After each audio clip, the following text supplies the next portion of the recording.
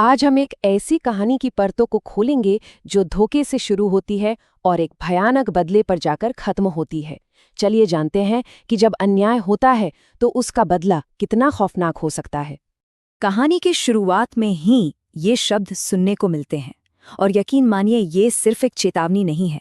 ये वो काली छाया है जो पूरी कहानी पर मंडराने वाली है और आने वाले खौफ की तैयारी करती है।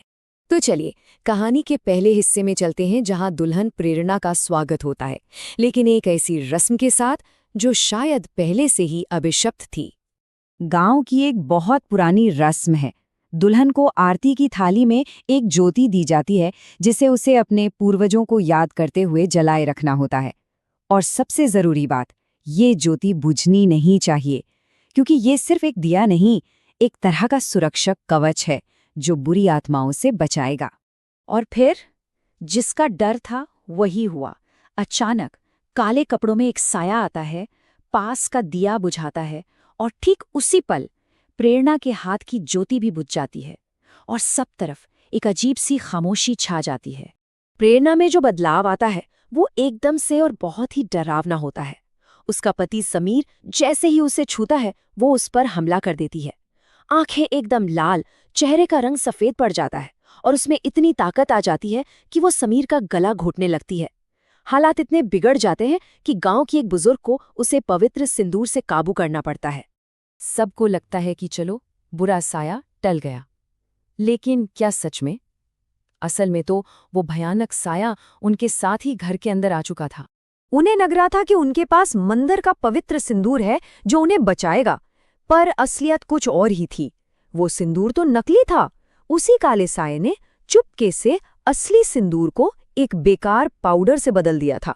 मतलब अब उनके पास बचने का कोई रास्ता नहीं था। अब वो आत्मा घर की चारदीवारी के अंदर थी और दुल्हन की पहली रसोई की रस्म के दौरान ही उसने अपना पहला वार करने का फैसला किया। रसोई में प्रेरणा हलवा बना रही है, अपनी पहली रस्म निभा रही है, और तभी उसके सामने खून में लथपथ एक साया आ जाता है। वो अपना ठंडा खूनी हाथ प्रेरणा के हाथ पर रखता है और खून की बूंदें सीधे हलवे में टपकने लगती हैं। बस उसी पल वो आत्मा प्रेरणा के शरीर पर पूरी तरह हावी हो जाती है। इसके बाद जो होता है वो बहुत ही भयानक है। प्रेरणा, या कहें कि प्रेरणा के शरीर में मौजूद आत्मा, वो खूनी हलवा सबको परोसती है। समीर जब मना करता है तो उसका सर डाइनिंग टेबल पर दे मारती है, और जब उसकी सास आशा बीच में आती है तो एक ही झटके में उसकी गर्दन तोड़ देती है। आशा की वही मौत हो जाती है। जब कोई रिश्तेदार उस पर सिंदूर फेंकता है जो कि नकली है, तो वो बस जोर से हंसती है और फिर वो राज खोलती है, मैं गंगा हूं और ये गंगा अपना बदला लेकर ही जाएगी। तो अब जाकर पता चलता है कि ये सब क्यों हो रहा है। लेकिन गंगा कौन है और उससे बदला क्यों चाहिए? इस सवाल का जवाब जानने के लिए हमें कहानी के अतीत में जाना होगा, एक ऐसे अतीत में जिसकी नींव धोखे पर रखी गई थी। तो कहानी कुछ यूं है कि समीर का, जो एक बड़े घर का लड़का है, अपनी ही नौकरानी की बेटी गंगा के साथ एक रिश्ता था। जब गंगा ने बताया कि वो प्रेग्नेंट है तो परिवार की इज्जत पर बात आ गई। उन्होंने उसे चुप कराने के लिए शादी का नाटक रचा, और फिर जब गंगा 8 महीने की प्रेग्नेंट थी तो समीर और उसकी माँ आशा ने उसे सीढ़ियों से धक्का देकर मार डाला। पर यह अलौकिक बदला सिर्फ गंगा की आत्मा का काम नहीं था।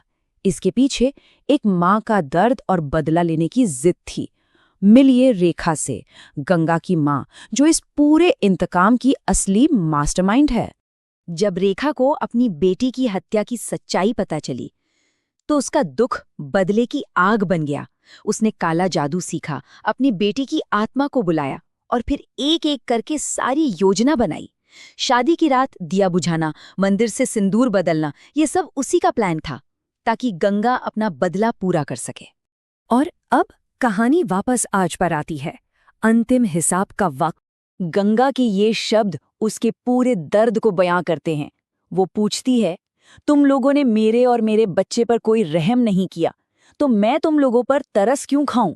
ये दया की भीख नहीं, ये हिसाब बराबर करने का ऐलान है। और इसके बाद चीखें धीरे धीरे शांत हो जाती हैं।